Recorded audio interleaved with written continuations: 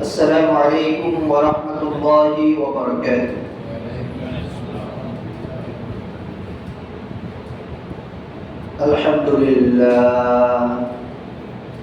الحمد لله الذي جعل الشمس والقمر بحسبان والنجم والشجر يسجدان وفضل زمانا على زمان كما فضل مكانا على مكان وإنسانا على إنسان ونشهد أن لا إله إلا الله وحده لا شريك له لا ضد له ولا ند له ولا مثل له ونشهد أن سيدنا وسندنا وحبيبنا وطبيبنا وطبيب قلوبنا ومولانا محمدا عبده ورسوله أرسله الله تعالى بالحق بشيرا ونذيرا وداعيا إلى الله بإذنه وسراجا منيرا أما بعد فأعوذ بالله من الشيطان الرجيم بسم الله الرحمن الرحيم لقد خلقنا الإنسان في أحسن تقويم وقال رسول الله صلى الله عليه وسلم عن أبي أيوب رضي الله تعالى عنه أن رسول الله صلى الله عليه وسلم قال من صام رمضان ثم أتبعه ستا من شوال كان كصيام الدهر أو كما قال النبي عليه الصلاة والسلام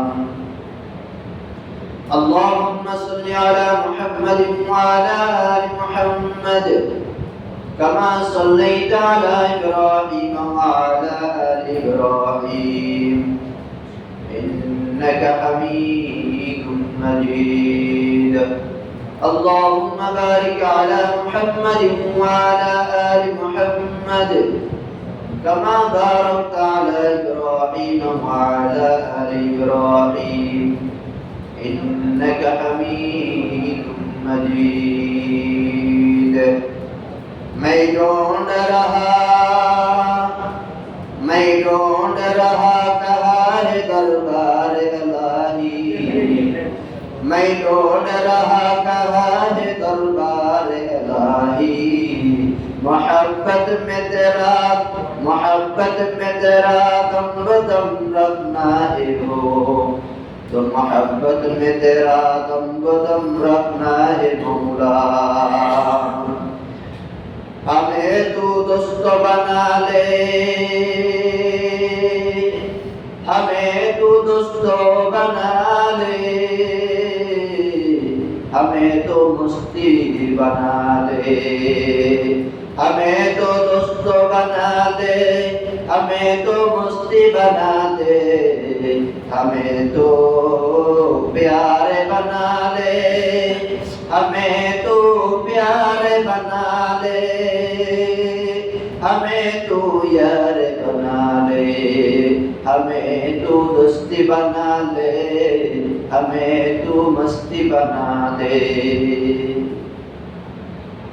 अल्हम्दुलिल्लाह महान अल्लाह रब्बुल आलमीনের দরবারে শুকরিয়া যে মহান রব্বুল আলামিন আমাদেরকে ফিতনার জামানার মধ্যে দুনিয়াবি সমস্ত পেরেশানি থেকে, দুনিয়াবি সমস্ত মুসিবত থেকে পার করে আল্লাহ তাআলার মহব্বতের বান্দা হিসেবে কবুল করে, আল্লাহ তাআলার মহব্বতের বান্দা বানিয়ে আজকে শ্রেষ্ঠ একটি দিন জুমার দিন, এই জুমার দিন জুমার নামাজ পড়ার জন্য আমাদেরকে আল্লাহ পাক রব্বুল আলামিন বাছাই করে সুস্থ শরীর নিয়ে এই মসজিদ পর্যন্ত নিয়ে আসছেন। এই জন্য আমরা সকলেই দিল থেকে শুকর আদায় করি আলহামদুলিল্লাহ। অনেকেই আজকে জুমার দিন, এই জুমার দিনের কথাটাও তাদের স্মরণ নেই। আজকে যে জুমার দিন অনেকের স্মরণ নেই। উচিত ছিল আমরা সকলেই সবার আগে মসজিদে আসার জন্য দৌড়াদৌড়ির ভিতরে থাকার কথা ছিল, মসজিদ ভর্তি থাকার কথা ছিল, কিন্তু অনেকেই দুনিয়াবি রং তামাশার ভিতরে মগ্ন হয়ে আছে, এখনো মসজিদ মুখী হচ্ছে না। তো যাই হোক, আল্লাহ পাক রব্বুল আলামিন আমাদেরকে সুস্থ শরীর নিয়ে মসজিদ পর্যন্ত নিয়ে আসছেন, দোয়া করার সুযোগ করে দিয়েছেন। চাইলে আল্লাহ পাক রব্বুল আলামিন আমাকে আপনাকে অসুস্থতার শরীরকে বোঝা করে আল্লাহ পাক রব্বুল আলামিন হয়তো হাসপাতালে বেডিংয়ে শুয়ে রাখতে পারতেন, বিভিন্ন রং তামাশার ভিতরে লাগিয়ে রাখতে পারতেন। আমাকে আপনাকে আল্লাহ পাক রব্বুল আলামিন বাছাই করে নিয়েছেন, এর দ্বারা বুঝে যায় আল্লাহ পাক রব্বুল আলামিন আমাকে ভালোবাসেন, মহব্বত করেন। যাই হোক, আমি কোরআনে কারীম থেকে একখানা আয়াত তেলাওয়াত করেছি আর ছোট্ট একটি হাদিস তেলাওয়াত করেছি। তো আল্লাহ পাক চাহে তো এই হাদিস এবং কোরআনের আলোকে কিছু কথা বলার চেষ্টা করব ইনশাআল্লাহ। আমরা পূর্বেই আমরা অতিবাহিত করে আসছি মাহে রমাদান। এই মাহে রমাদান আল্লাহ পাক রব্বুল আলামিন আমাদেরকে দিয়েছিলেন তাকওয়া অর্জন করার জন্য, নিজেকে পরিবর্তন করার জন্য, নিজেকে ইসলাহ করার জন্য। তো ওটাকে আমরা কতটুকু ইসলাহ করছি, নিজেকে কে কতটুকু তাকওয়া অর্জন করেছি, এটা আমরা নিজেরাই জানি। তারপরেও অনেকেই আছে তাকওয়া অর্জন করতে পারে নাই, রমজান পেয়েছে, রমজান পাওয়ার পরেও গুনাহ মাফ করাইতে পারে নাই। একটা সুযোগ ছিল, যারা সুযোগকে সুযোগ মনে করেছে এটাকে কাজে লাগিয়েছে, আর যারা সুযোগকে সুযোগ মনে করে নাই, এটাকে বোনাস মনে করে নাই, তারা এটাকে কাজে লাগাইতে পারে নাই। আর যারা লাগাইলাম, যারা তাকওয়া অর্জন করার জন্য রমজান মাস ইবাদত করেছি, রমজানের আগে গুনাহ করেছি, রমজানের আগে বদমাশি করেছি, বিভিন্ন রং তামাশার ভিতরে আমি লিপ্ত ছিলাম, রমজান আসার পরে আমি এক মাসের জন্য ভালো হয়ে গেলাম, তওবা করে নিলাম, ভালো হয়ে যাব, আর রং তামাশার ভিতরে লিপ্ত হব না, গুনাহ করব না, সুদ খাবো না, ঘুষ খাবো না, কারো উপর ব্যভিচারী করব না। এক মাস আমরা নিজেকে সুন্দর মতো আমরা গুছিয়ে রেখেছিলাম, গুনাহ থেকে আমরা অনেক দূরে ছিলাম। এখন আমি যে তাকওয়া অর্জন করেছি, গুনাহ থেকে বিরত ছিলাম, এটা আমাকে কতটুকু ফলদায়ক হলো, এটা আমার জন্য। রমজানের আগে আমি যেমন ছিলাম ঠিক এখনো যদি তেমনই রয়ে গেলাম, তাহলে রমজানটা আমার কি কাজে আসে? রমজানের আগে আমি সুদ খাইতাম, এখনো সুদ খাই, তাহলে রমজানটা আমাকে কি ফজিলত দিল? রমজানের আগে আমি গালিগালাজ করতাম, গীবত শিকায়ত করতাম, এখনো আমি করি, তো রমজানটা আমাকে কি দিল?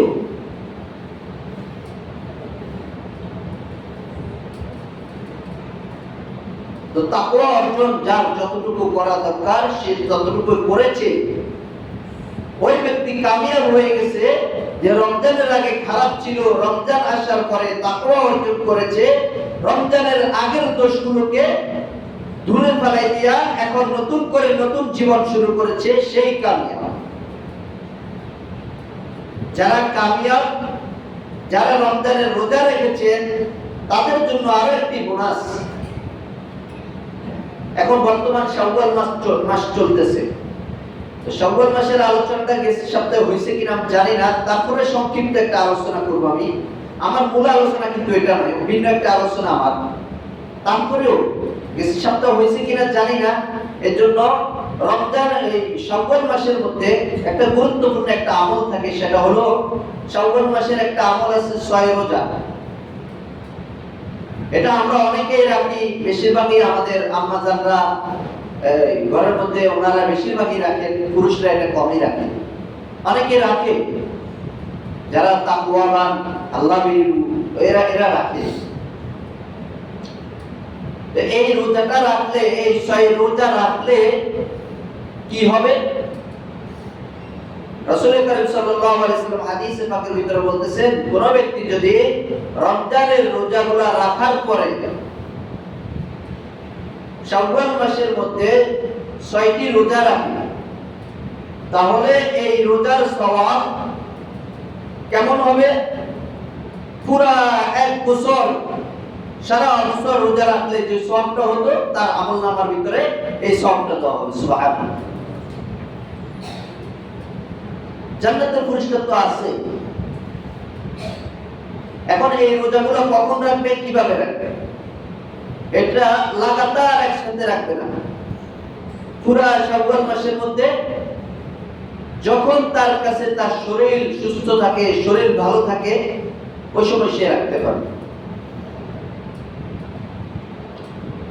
এবং আমাদের অনেকে আম্মাজানরা আল্লাহ পর্যন্ত একটা অসুস্থতার কারণে হয়তো রমজানের ভিতরে কিছু রোজা ভাঙা হয়, অনেকে রোজাগুলোকে শাওয়াল মাসের 6 রোজার সাথে এগুলো সম্পৃক্ত করে। এটা করব না। আমরা আগে কি করব? আমাদের যে কাজাগুলো আছে, কাজাগুলোকে আমরা পরিপূর্ণ করে এরপরে শাওয়াল মাসের 6 রোজাকে আমরা আস্তে আস্তে ধীরে ধীরে পুরো মাস ঘুরে ঘুরে আমরা রাখতে পারব। এই বিষয়ে একটা ঘটনা মনে পড়ে গেল, যে শাওয়াল মাসের রোজা বিষয়ে যারা রোজা রাখে তাদের জন্য একটা পুরস্কার। এটা আমাদের কোনো হাদিসের কোনো ঘটনা না, এটা একটা দর্শী কিতাবের ঘটনা। আমাদের যারা কওমি মাদ্রাসার ভিতরে পড়ালেখা করে তারা হয়তো ঘটনাটা জানতেও পারে না। এটা দর্শী একটা কিতাবের মধ্যে এই ঘটনাটা উল্লেখ করেন। সৌদি আরবের মধ্যে এক বুজুর্গ,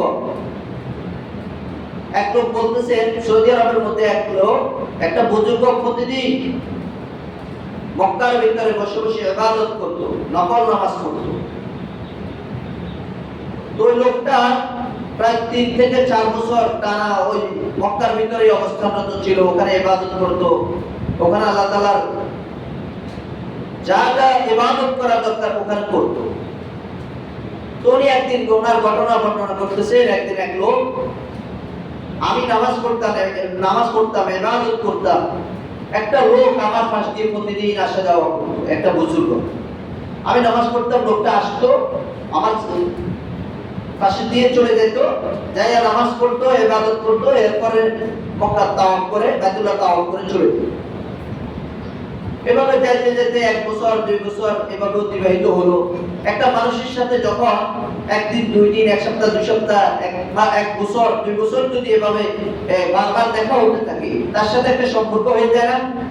হয় কিনা? একটা সম্পর্ক হয়ে যায়। তার সাথে এরকম একটা সম্পর্ক হয়ে গেছে। হঠাৎ একদিন দেখে 2-3 বছর পরে লোকটা একদিন আসলো না, ওই বুজুর্গটা একদিন আসলো না। এখন অন্তর্ভুক্ত কি লোকটা কই আসলো না কেন? এখন খোঁজ খবর নিতেছে, কোনো খোঁজ খবর আসতেছে না। দেখ লোক দৌড়ায় আসে বলতেছে, ভাই তুমি যে এখানে ইবাদত করো, তোমার পাশ দিয়ে একটা লোক যাইতো, তোমার বন্ধু, তোমার সাথে তার গভীর সম্পর্ক, তার খোঁজ খবর জানো? সে কোথায় আছে, কি আসে বিষয়? না আমি তো কিছুই জানি না, তাকে আজকে কয়েকদিন আসতে দেখতেছি না। তো বলতেছে সে তো মৃত্যু সজ্জায়। তো লোকটি বলতেছে আপনি তাহলে আমাকে তার কাছে নিয়ে চলুন। ওনার কাছে নিয়ে গেছে। নিয়ে যাওয়ার পরে উনি যে দেখতেছেন ওনার বাসার জন্য শীর্ণ একটা ঘর, বুঝে যাচ্ছে না যে এখানে মানুষ থাকে। দেখলো উনি শোয়া অবস্থায় মৃত্যু সজ্জায়। এরপরে লোকটিকে ডাক দিয়ে বলতেছে তুমি আসছো, আমি আরো ভাবতেছি তুমি আসবা কিনা, তোমার অপেক্ষায় আমি ছিলাম। পরে বলতেছে আমি তোমার কাছে কয়েকটি দাবি রাখবো, এগুলা তুমি পালন করবা আমার জন্য। বলতেছে বলে যে আমি যদি মরে যাই তাহলে তুমি নিজ হাতে আমাকে গোসল দিবা, নিজ হাতে আমাকে গোসল দিবা। এরপরে নিজ হাতে তুমি আমাকে এই কাপড় পরাইবা। এর পরবর্তীতে আমাকে মাটি দেওয়ার পরে তুমি আমার কবরের পাশে মাথার পাশ দিয়ে বসে থাকবা। কেন? আমি যদি মরে যাওয়ার পরে আমাকে কবর রাখার পরে যদি আমাকে শুয়ে যাওয়ার পরে আমি যদি উত্তর না পারি তাহলে তুমি আমাকে বলে দিবা। এগুলো বলতে বলতে লোকটা দুনিয়া থেকে চলে গেল। এরপর দেখতেছে লোকটা দুনিয়াতে বেঁচে নাই। এর পরবর্তীতে যেভাবে বলেছে লোকটা ঠিক এভাবে তাকে কাজ সম্পূর্ণ করল। কাজ সম্পূর্ণ করার পরে লোকটি কবরস্থানে এসে ওনার মাথার পাশ দিয়ে বসে আছে। বসে থাকার পরে আস্তে আস্তে কয়েক ঘন্টা যখন বসে থাকে একটা জীবনের ভাব চলে আসে না? রাত্রে বেলা একটা জীবনের ভাব চলে আসে। তো লোকটার জীবনে একটা ভাব চলে আসছে। তো ওখানেই একবারে ঘুমন্ত অবস্থায় হয়ে গেল। তো একটা আওয়াজ আসলো, এই তুমি এখানে কি করো, এখান থেকে চলে যাও। বলতেছে না কেন? উনি আমার বলছে ওনার পাশে থাকার জন্য। ওনার পাশে আমরা আছি, তুমি চলে যাও। তো উনি যায় নাই, মনে মনে ভাবতেছে হয়তো আমার শয়তান ধোঁকা দিচ্ছে। এরপরে উনি আবার বসে গেছে, আবার জিমাইতেছে। জিমানোর পর একটু পর আবার আওয়াজ আসতেছে, এই তুমি এখন বসে আছো, তুমি চলে যাও। বলতেছে আমি ওনার খেদমতের জন্যই আছি। বলতেছে ওই খেদমতের জন্য আমরা আছি, তুমি চলে যাও। বলতেছে তুমি কেনা, তোমার তো চিন্তা। আমি হইলাম ওই ব্যক্তি যে সে শাওয়াল মাসের মধ্যে রোজা রাখতো 6টি রোজা, যে 6টি রোজা রাখতো আমি হলাম ওই 6 রোজা। সুবহানাল্লাহ। তার জিম্মাদারি আমার কাছে, তাকে শুধু এখানে পর্যবেক্ষণ করব তা নয়, তাকে পরিপূর্ণ জান্নাতে পৌঁছে দেওয়ার আগ পর্যন্ত আমি তার পাশে থাকব। সুবহানাল্লাহ। এজন্য দোস্ত আহবাব,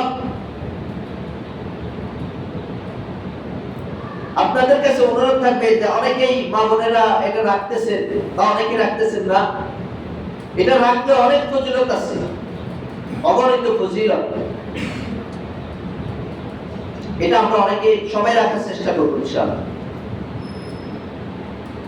তো শাওয়াল মাস নিয়ে আমার এত কথা আমি গোছাই নাই, কারণ আমার এটা বিষয় ছিল না। বিষয় ছিল আমাদের বর্তমান দেশের মধ্যে একটা ভাইরাস ঢুকছে। ভাইরাসটা কি? ট্রান্সজেন্ডার। নাম শুনছেন? ট্রান্সজেন্ডার একটা নাম শুনছেন? এই ট্রান্সজেন্ডার আমাদের দেশের মধ্যে এটা নিয়ে অনেক উৎপত্তি চলতেছে। নারী থেকে পুরুষ হওয়া, পুরুষ থেকে নারী হওয়া,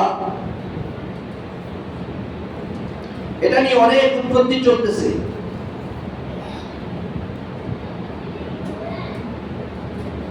অনেকে নারী থেকে পুরুষ হচ্ছে, অনেকে পুরুষ থেকে নারী হচ্ছে। নিজেকে পুরুষ দাবি করে মহিলা, আর পুরুষ নিজেকে মহিলা দাবি করতেছে, মহিলা নিজেকে পুরুষ দাবি করতেছে। আছে কি নাই দেশের মধ্যে? এটা কিন্তু অনেক আগে ছিল, চলে গেছে। এখন এটা নিয়ে আবার রিপিট করতেছে। কেন? মুসলমানদের ঈমান নষ্ট করার জন্য। এটা কোত্থেকে আসলো? এগুলা তো কোনো কোরআনে নাই, হাদিসে নাই, বরং এগুলার কারণে লানত করা হয়েছে। রাসূল সাল্লাল্লাহু আলাইহি সাল্লাম হাদিসে পাকের মধ্যে এগুলার জন্য লানত করেছেন। আল্লাহ তাআলা কোরআনের মধ্যে এগুলার জন্য কঠিন হুঁশিয়ারি করেছেন। এরপরেও দেশের মধ্যে এগুলা দিয়ে দেশের মুসলমানদের ঈমানকে নষ্ট করতেছে। ট্রান্সজেন্ডার এটা নিজেকে পরিবর্তন করা, লিঙ্গ পরিবর্তন করা, পুরুষাঙ্গ পরিবর্তন করা পরিপূর্ণ শরীয়ত বিরোধী একটা কাজ। এটা আমাদের দেশের মধ্যে প্রত্যেকটা মুসলমানের কর্তব্য এটা নিয়ে প্রতিবাদ করা। ইহুদিরা আমাদের দেশের ভিতরে এগুলা ঢুকাই দিয়া আমাদের ঈমান নষ্ট করার জন্য, আমাদের ঈমানকে দূরে সরানোর জন্য, মুসলমানদেরকে এই দেশ থেকে ইসলামকে দূর করার জন্য তারা এগুলার পায়তারা করতেছে। কিভাবে মুসলমানদেরকে এভাবে ইসলাম থেকে দূরে সরানো যায়, কিভাবে মুসলমানদেরকে এভাবে ইসলাম থেকে দূরে সরাইয়া তারা এই দেশের মধ্যে হিন্দুত্ববাদ এগুলা কায়েম করতে চায়।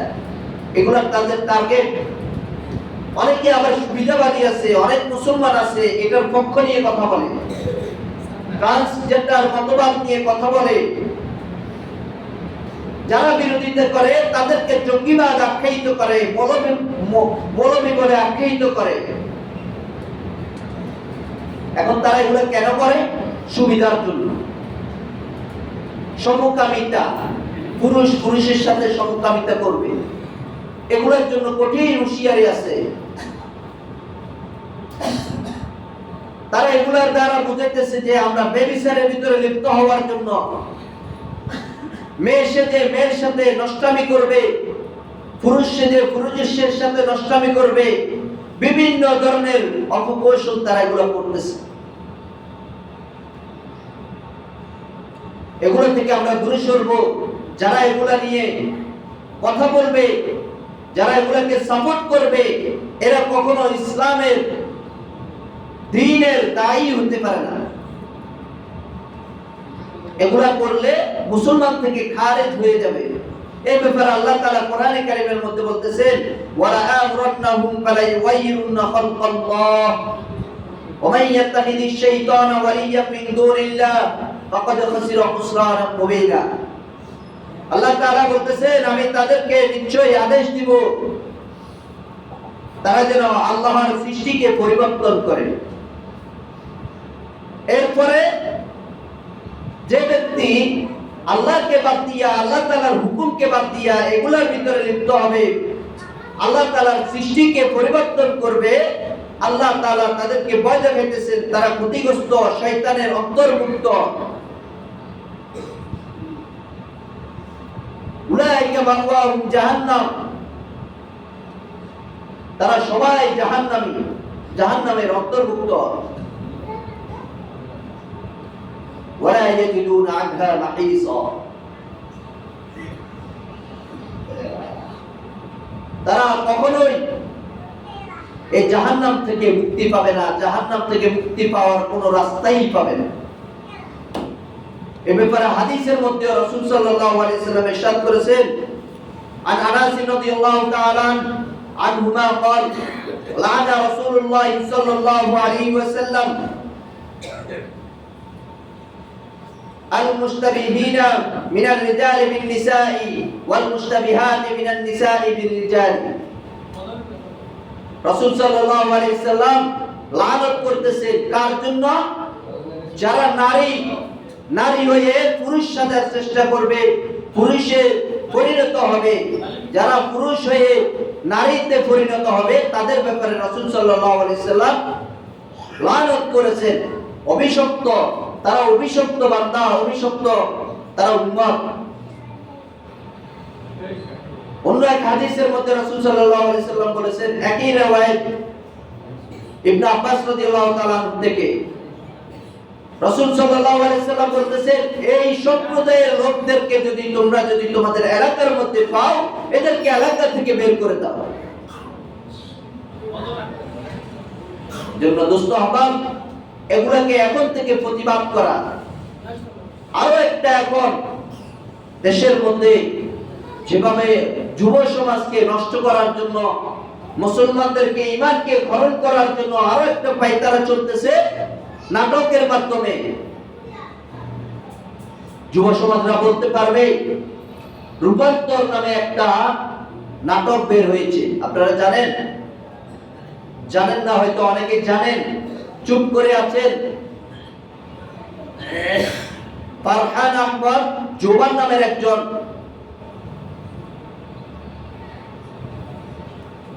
অভিনেত্রী, অভিনেতা।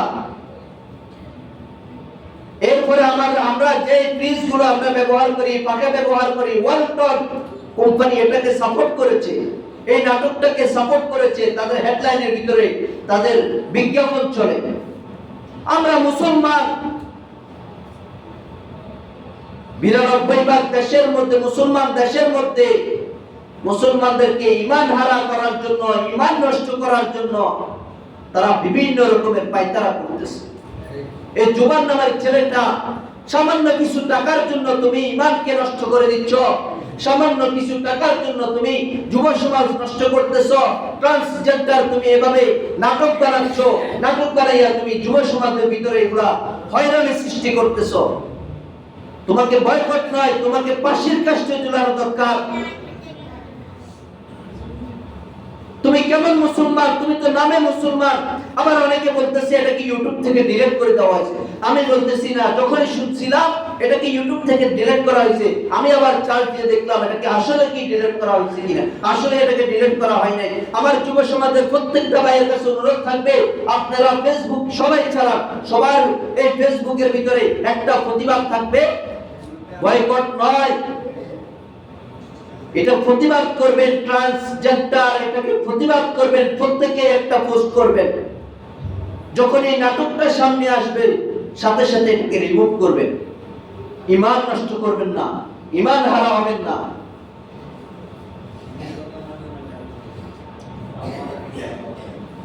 ও আমার দোস্ত আহবাব, তোমাদেরকে বারবার বলি, যুব সমাজকে বলি, এসব নাটকের মধ্যে গিয়ে তোমাদের ঈমানকে নষ্ট করিও না। রাসূল সাল্লাল্লাহু আলাইহি ওয়াসাল্লাম এই সমস্ত লোকদের জন্য অভিশাপ করেছেন, ওই অভিশাপ দিয়েছেন। আল্লাহ তাআলা কোরআনে কারীমের ভিতর বলতেছেন, লাকাদ খালাকানাল ইনসানা ফি আহসানি তাকওয়িম। আমি আমার বান্দাদেরকে, আমি মানব জাতিকে এমন ভাবে সৃষ্টি করেছি, সৃষ্টির সেরা জীব, সর্বশ্রেষ্ঠ জীব মানব জাতি। এই মানব জাতির ভিতরে আমি কোন রকমের খুঁটিনাটি কিছু রাখি নাই। আল্লাহ তাআলা বলতেছেন, লাকাদ খালাকানাল ইনসানা ফি আহসানি তাকওয়িম। আমি মানব সম্প্রদায়কে উত্তম সুন্দর আকৃতি দ্বারা আমি সৃষ্টি করেছি। আমার সৃষ্টির ভিতরে কোনো ভুল নাই, আমার সৃষ্টির ভিতরে কোনো ত্রুটি নাই। আমার সৃষ্টিকে বাদ দিয়া তোমরা ভিন্ন কোনো সৃষ্টি অবলম্বন করিও না। আমার সৃষ্টি আমি যেভাবে করেছি, আমি তোমার গঠন মতো, তুমি যেভাবে চলতে পারবে, তুমি যেভাবে খাইতে পারবে, তোমার চলা অনুযায়ী, তোমার শরীরের দেহ অনুযায়ী আমি তোমার জন্য এভাবে তোমার শরীরের আকৃতি সৃষ্টি করেছি। এটা থেকে যদি তুমি কম বেশ করো, এটা থেকে যদি তুমি কম বেশ করো, তাহলে তুমি শয়তানের অন্তর্ভুক্ত হয়ে যাবে, শয়তানের অন্তর্ভুক্ত হয়ে যাবে। এটা থেকে যদি ভিন্ন কোনো পদক্ষেপ নিয়ে থাকো, আল্লাহ তাআলা কোরআনে কারীমের ভিতরে বলেছেন, কোন মানব জাতি যদি, মানব জাতিকে আল্লাহ তাআলা সুন্দরভাবে সৃষ্টি করেছেন, এখান থেকে যদি সে পরিবর্তন করে, আল্লাহ তাআলার সৃষ্টিকে যদি সে ভঙ্গ করে, আল্লাহ তাআলা যেভাবে মানব জাতিকে সৃষ্টি করেছেন, যে অঙ্গ দ্বারা সৃষ্টি করেছেন, ওই অঙ্গটাকে সে যদি পরিবর্তন করে, আল্লাহ তাআলা তাকে শয়তানের সাথে সাব্যস্ত করেছেন এবং শয়তানের সাথে সে জাহান্নামী হবে। উলাইকা মাওয়াহুম জাহান্নাম। তারা শয়তানের সাথে জাহান্নামের অন্তর্ভুক্ত। আল্লাহ তাআলার সৃষ্টিকে পরিবর্তন করা যাবে না। আমি আল্লাহ তাআলার বান্দা, আমাকে আল্লাহ তাআলা অসংখ্য অগণিত নিয়ামত দ্বারা আল্লাহ তাআলা আমাকে আপনাকে ভরপুর দিয়ে এভাবে দুনিয়ার ভিতরে পরিচালনা করতেছেন।